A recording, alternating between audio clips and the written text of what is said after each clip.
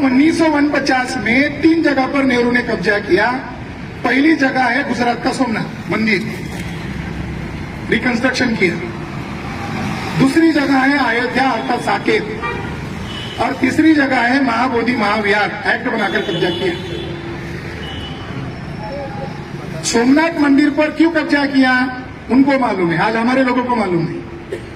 मगर कब्जा करने का वर्ष है 1949, ये महत्वपूर्ण है। 2017 में नरेंद्र मोदी को ऐसा लगा कि सोमनाथ मंदिर के नीचे कुछ न कुछ होगा। गजनी ने इतनी बार लूटा, कितने मुगल लोगों ने सोना लूटा, ये बता बता कर गुजरात प्रयोगशाला बनाई। और मोदी जी आज भी सोमनाथ मंदिर के ट्रस्टी अध्यक्ष है और देश के प्रधानमंत्री है। दुनिया में जाते हैं तो कहते हैं कि मैं भारत से आया नहीं, मैं बुद्ध के भारत से आया हूं। नरेंद्र मोदी बोलते मैं बुद्ध का जो भारत है वहां से मैं आया हूं। और जब सच्चाई का पता चलता है तो नरेंद्र मोदी को साफ सुन लेता है। 2017 में नरेंद्र मोदी ने सोमनाथ मंदिर के नीचे क्या है इसकी जांच करने के लिए आर्कोलॉजिस्ट लोगों को जीपीआर सर्वे करने के लिए कहा। एडवांस टेक्नोलॉजी से जमीन के नीचे क्या ढूंढा जा सकता है, ढूंढा गया। 32 पेज का रिपोर्ट बनाया, समिति को सुपुर्द किया और लीक हो गया 2020 को, खोजा गया 2017 को, लीक हो गया 2020 को। क्या मिला तो उस रिपोर्ट में कहा है कि सोमनाथ मंदिर के नीचे 3 मंजिला बुद्ध विहार है। अब मोदी जी तो बाहर जाकर चिल्लाते हैं मैं बुद्ध के देश से आया हूं, तो मोदी जी की जिम्मेदारी है कि सोमनाथ मंदिर राष्ट्र की संपत्ति घोषित करके बुद्ध के हवाले करो, तब माना जाएगा कि तुम्हारे मुंह में बुद्ध का नाम शोभा देता है। तो बुद्ध का नाम जाकर बाहर जाकर बुद्ध का नाम लेते हो और भारत में धोखेबाजी करते हो।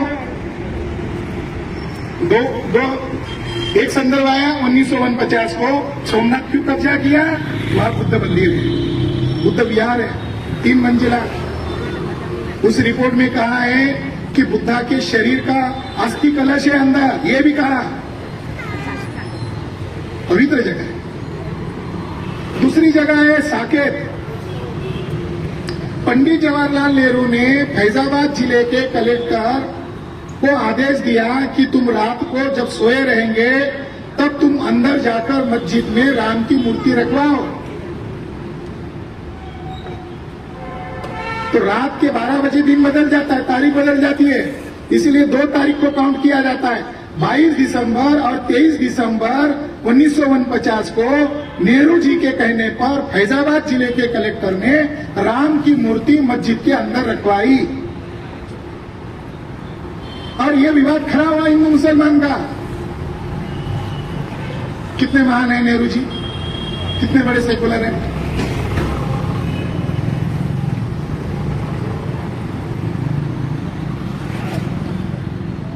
उन्नीस 1992 में बाबरी मस्जिद गिराई,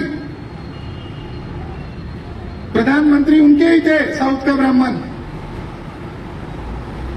और उन्होंने आरएसएस को मदद किया, कांग्रेस के लोगों ने आरएसएस को मदद किया और बाबरी मस्जिद ढाई। 2002 को इलाहाबाद हाईकोर्ट ने ऑर्डर निकाला कि अब मंदिर मस्जिद का विवाद तो जारी रहेगा जब तक फैसला नहीं आएगा। तो उन्होंने ऑर्डर निकाला कि जो अभी सपाट जमीन है उसके नीचे जो पाया है, जो उसका बेसमेंट है होगा अंदर, वो मस्जिद का या मंदिर का इतना ढूंढो। तो नागपुर विभाग का जो एएसआई है, भारतीय पुरातत्व विभाग नागपुर ब्रांच ने वहां जाकर खुदाई की, 2002 को रिपोर्ट बनाया 2 वैल्यू, अभी तक उसको प्रकाशित नहीं किया है, मगर उस रिपोर्ट में कहीं पर भी नहीं लिखा है कि हमें राम मंदिर के अवशेष मिले। उसमें यह लिखा हुआ है कि आप बहुत अवशेष मिले, और सबसे नीचे अगर कोई अवशेष मिले हैं तो सम्राट अशोक के द्वारा बनाए गए अवशेष मिले हैं। वो रिपोर्ट अभी तक भारत सरकार प्रसिद्ध नहीं कर रहा है। मगर इलाहाबाद हाईकोर्ट ने जो फैसला दिया वो ये कहा कि आस्था और श्रद्धा के आधार पर मस्जिद के अंदर ही राम पैदा हुए। जो इलाहाबाद हाईकोर्ट ने जजमेंट दिया, वही जजमेंट 2019 को सुप्रीम कोर्ट ने दिया। कौन सा नया जजमेंट दिया? इलाहाबाद का ही जजमेंट आप कंटिन्यू कर रहे हो। बस पन्ने बढ़ा दिए, 1200 पन्ने का जजमेंट। और लास्ट लाइन में लिखा, श्रद्धा और आस्था के आधार पर हम फैसला सुनाते हैं कि राम यही पैदा हुए। हम क्यों ये लड़ाई लड़ रहे हैं? लड़ाई लड़ने का मकसद क्या है?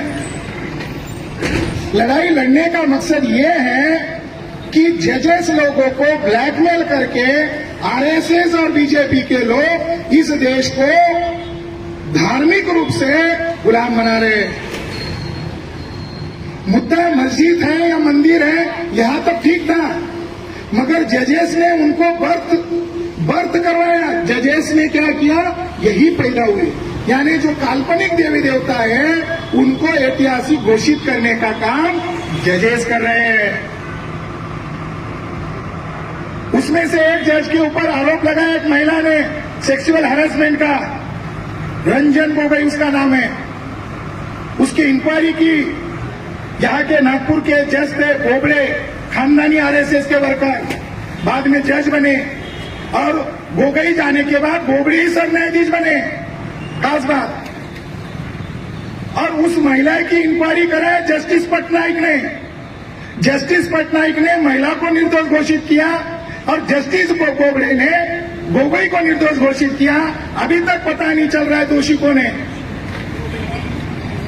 तो जस्टिस बोबड़े ने गोगोई को यह समझाया होगा, तुम्हें हम शुद्ध चरित्र का सर्टिफिकेट देंगे, मगर हमको ऐसा जजमेंट चाहिए, दे दो, बदले में तुम्हें राज्यसभा। गोगोई को राज्यसभा मिल गई। उसके बाद जो तीसरे जज थे चंद्रचूड़, इनका भी डील हुआ, उनको बाद में सर न्यायाधीश बनाया। और उन्होंने तो हद यहां तक कर दी, पुणे में जाकर कहा कि रात को मेरे साथ राम के साथ मीटिंग होती थी और राम को मैं पूछता था कि अभी मुझे कल क्या बोलना चाहिए। मैं राम से होमवर्क करता था और दूसरे दिन में कोर्ट में आकर बोलता था। कितने महान जज है। के क्लॉज नंबर 2 में लिखा हुआ है, क्लॉज नंबर 2.G में क्या लिखा है? महंत ब्राह्मण, शैववादी महंत ब्राह्मण पुरोहित इस समिति का पद सिद्ध मेंबर होगा। अब महंत ब्राह्मण शंकराचार्य का अनुयायी है और शंकराचार्य कौन है? तो शंकराचार्य के संदर्भ में किताब है, उस किताब का नाम है शांकर दिग्विजय। उसके अंदर उसने लिखा है, मैंने विहारों में घुसकर डुप्लीकेट भिक्खु लेकर गया। देखने वाले को भिक्खु लग रहा था, मूल भिक्खुओं के जब आंख बंद करके वंदना कर रहे थे, तब हमने हमारे झोले से हथियार निकाले और उनके मुंह दबाकर गर्दन काट दिए। ऐसे डुप्लीकेट ब्राह्मणों को इतिहासकार प्रच्छन्न बौद्ध कहते। प्रच्छन्न यानी दिखने वाले बौद्ध, मगर ओरिजिनल भिक्खु नहीं है। दिखने वाले, ओरिजिनल नहीं है। उसका शिष्य मान यानी बौद्ध धर्म का विरोधी व्यक्ति उस समिति का पद सिद्ध मेंबर रहेगा। आगे उस एक्ट में लिखा है कि केवल मेंबर नहीं रहेगा, खानदानी मेंबर रहेगा। उसके घर के ही आ गए, मर जाएगा तो दूसरा मेंबर, और मर जाएगा तो दूसरा मेंबर, तो खानदानी मेंबर है महंत ब्राह्मण। क्लॉज नंबर 11 में लिखा क्या ड्यूटीज है पीटीएमसी की, बोध गया मैनेजमेंट कमेटी की क्या ड्यूटी रहेगी। तो उसमें लिखा कि रखरखाव करना, आगंतुकों का स्वागत करना, मैनेजमेंट करना, और खास ड्यूटी लगाई कि पिंडदान करने आए हुए हिंदुओं का प्रबंधन करना। पिंडदान का मतलब है, जो ब्राह्मण लोग श्राद्ध पक्ष कहते हैं, तो वहां पंडित आएंगे, जहां तथागत बुद्ध को ज्ञान प्राप्त हुआ, उस बोधि वृक्ष के पास बैठेंगे पंडित लोग और भोले भाले लोगों से दक्षिणा लेकर पितरों को स्वर्ग मिलना चाहिए, इसलिए वहां पोंगापंथी करेंगे, वो पिंडदान वहां करेंगे, बोधि वृक्ष के पास करेंगे, विहार के पास करेंगे। इसका काम उसको करना है। ये बौद्धों का काम है। क्लॉज नंबर 13 में ये कहा, 12 में ये कहा कि इसका मैनेजमेंट करना होगा। 13 में ये कहा कि ये कानून भले ही बौद्धों के स्थान के लिए बना हो, मगर कल जाकर और हिंदू और बौद्धों में अगर विवाद हुआ तो इसका अंतिम फैसला कौन करेगा? इसका अंतिम फैसला सीएम करेगा।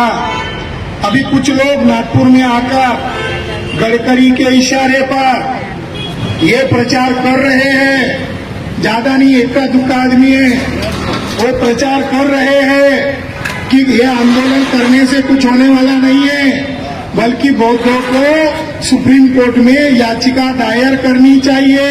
ये प्रचार जानबूझकर किया जा रहा है ताकि इस आंदोलनकर्ताओं का मनोबल तोड़ा जाए।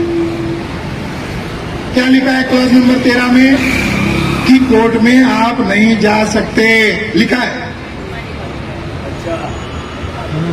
इसका अगर विवाद होता है हिंदू और बौद्धों का तो सीएम ही आखिरी फैसला करेगा, मतलब कोर्ट में आप जा नहीं सकते, ये लिखा है।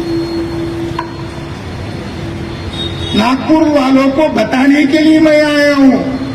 मैं नागपुर में आने का मकसद नहीं था, मैं तेलंगाना जाने वाला था और मैं ये मान रहा था कि नागपुर के लोग बहुत ही क्रांतिकारी लोग हैं और जो कोई गुमराह करेगा उसके समर्थन में नहीं आएंगे। मैं केवल इतना बताने के लिए आया हूं कि कुछ लोग काम में लगे हुए हैं, नागपुर के लोग सड़क पर न उतरे। और जो ताई हमारी कह रही थी कि कुछ नहीं करते हो तो दबाओ, प्रेशर ग्रुप बनाओ, ये उनको मालूम है ये लोग आएंगे, भीम के बच्चे ये सड़क पर आएंगे और अलग अलग हुए तो क्या हुआ, वो सारे एक आएंगे और महाबोधि महाविहार को बचाने के लिए शक्ति का संचय करेंगे। हमारे दुश्मन को मालूम है। मैं लोगों को कंफ्यूज नहीं होना चाहिए, जानकारी देने के लिए आया हूं। सुप्रीम कोर्ट जाने से फैसला होने वाला नहीं है, इसका मैं आधार देता हूं, सबूत देता हूं। 2018 की बात है, मुझे दार्जिलिंग के एक बौद्ध व्यक्ति का फोन आया कि सर मैं सुप्रीम कोर्ट में केस हार गया हूं और मैं 80 वर्ष का बूढ़ा हो गया हूं और मुझे बैड फील हो रहा है कि शायद मैं महाराष्ट्र के लोगों को लेकर ये केस करता तो मेरे मरने के बाद ये महाराष्ट्र के लोग चलाते, मगर मैं केस हार गया हूं। बोध गया का केस मैं सुप्रीम कोर्ट में हार गया। तो मैंने उनको कहा कि वो क्या ऑर्डर आया दीजिए, चिंता मत कीजिए, ये लड़ाई आपकी नहीं हमारी।